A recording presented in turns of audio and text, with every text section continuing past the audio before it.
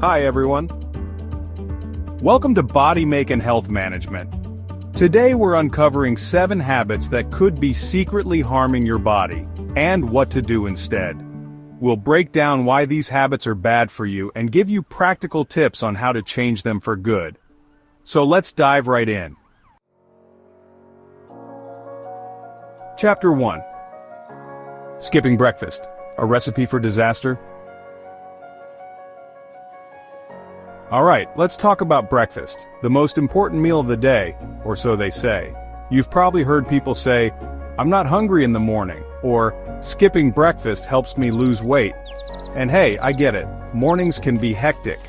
But here's the problem, when you skip your first meal of the day, your body goes into conservation mode, slowing your metabolism. Think of it like your body hitting the snooze button on its energy expenditure. Studies show that people who skip breakfast are more likely to overeat later in the day and have less energy overall.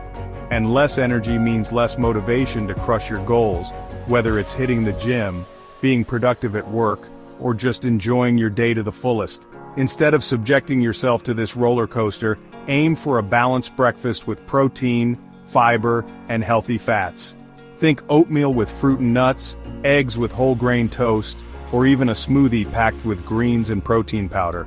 Trust me, starting your day with a nutritious breakfast is like giving your body a high five. You'll feel more energized, have better focus, and you'll be less likely to make unhealthy food choices later in the day, so don't skip it.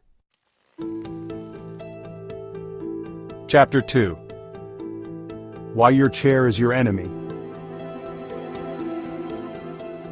Okay, next up, let's address the elephant in the room, or rather the chair in your life. We're talking about sitting, and no, I don't just mean bad posture, although that's a whole other issue. I'm talking about the sheer amount of time many of us spend sitting every single day.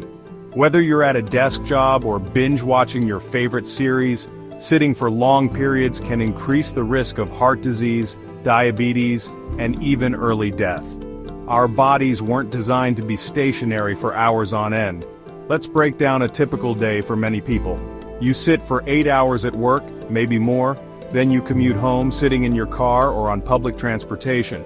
Finally, you unwind by, you guessed it, sitting down to watch TV or scroll through your phone for another 3 hours.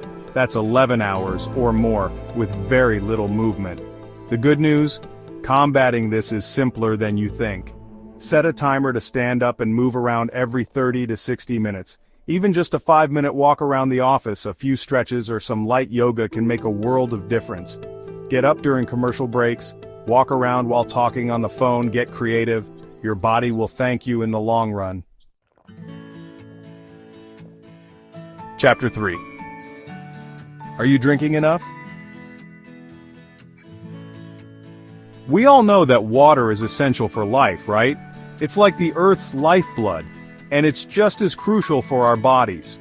But here's the thing, even though hydration is key, many people go through the day drinking mostly coffee, soda, or energy drinks, and barely any actual water.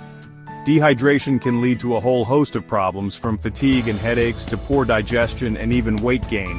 Think about it, you feel tired in the afternoon and instinctively reach for another cup of coffee when in reality, your body just needs a big glass of water. Here's a simple rule of thumb. Aim for at least 8 glasses of water per day. And if you're active or live in a hot climate, you'll need even more. Carry a reusable water bottle with you and make it a habit to sip on it throughout the day. Trust me, your body will thank you for keeping it properly hydrated. Chapter 4. Putting your phone to bed for better sleep. Let's be honest, we're all guilty of this next one. You're cozy in bed, about to drift off, but then you reach for your phone. Just a quick scroll through social media, you tell yourself. But that quick scroll often turns into an hour, sometimes more, of mindless scrolling, right? Here's the thing, that blue light emitted from our phones, tablets, and laptops, it's not so harmless. It tricks your brain into thinking it's still daytime, which messes with your sleep cycle. Poor sleep affects everything from your immune system and weight control to your mood, energy levels, and even your cognitive function. The solution? try a digital sunset at least 30 minutes before bed. This means turning off all screens, phones, tablets, TVs, the works. Instead, read a book, listen to calming music, take a relaxing bath, or try meditation. Creating a calming bedtime routine will signal to your body that it's time to wind down and prepare for sleep. Chapter 5. When snacking gets out of control. We all love a good snack, and I'm certainly not here to demonize snacking altogether. But mindless snacking, especially in front of screens, can lead to major calorie overload without you even realizing it. Picture this. You're engrossed in a movie with a bag of chips. You tell yourself you'll just have a handful, but before you know it, the bag is empty. Or maybe you're working on your laptop and absent-mindedly munch on whatever's within reach. The problem is, when you're distracted, your brain doesn't register fullness the same way it does when you're eating mindfully at the table. This means you end up consuming way more calories than you realize, which can sabotage your health goals. So, what's the solution? First, ditch the distractions. Step away from the screens when you're having a snack. Portion control is key. Instead of eating directly from the bag or container, portion your snacks into a bowl or plate. And lastly, choose healthier options like fruits, vegetables, nuts, or yogurt. Chapter 6. Why mental health matters. Let's talk about a topic that's often overlooked but is absolutely crucial to our overall well-being: mental health. We tend to focus so much on our physical health, eating right, exercising, getting enough sleep, and all of that is incredibly important, don't get me wrong. But your mental health is just as important as your physical health.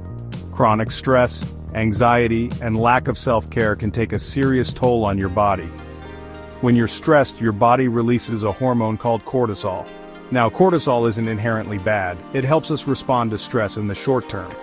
But when you're constantly stressed, those cortisol levels remain elevated, which can wreak havoc on your body. So, what can you do? Make time for mental wellness. Whether it's talking to a friend, journaling, practicing mindfulness, exercising, pursuing hobbies, or just taking a day off to relax and recharge. Make self-care a non-negotiable part of your routine. Your mental health is just as important as your physical health. Chapter 7. Don't be fooled by health foods.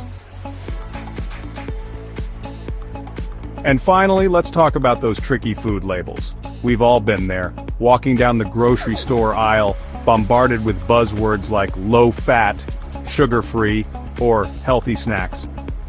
It's easy to fall into the trap of thinking these processed foods are healthier choices. But here's the hard truth: many of these products are highly processed and packed with artificial ingredients, preservatives, and added sugars that do more harm than good. A classic example: diet sodas. They're marketed as a guilt-free alternative to sugary drinks, but they often contain artificial sweeteners that can mess with your gut health and actually lead to weight gain. So, what's the takeaway? Don't be fooled by flashy packaging and health claims. Stick to whole, minimally processed foods as much as possible. And when you do buy packaged foods, always read the labels carefully. That's it for today's video. We covered a lot of ground, from the importance of breakfast and staying hydrated to the dangers of excessive sitting and the hidden harms of processed health foods. Remember, small changes can make a big difference. Start by focusing on 1 or 2 habits you want to change and gradually work your way up from there. Thanks for watching until the end, and I'll see you in the next video.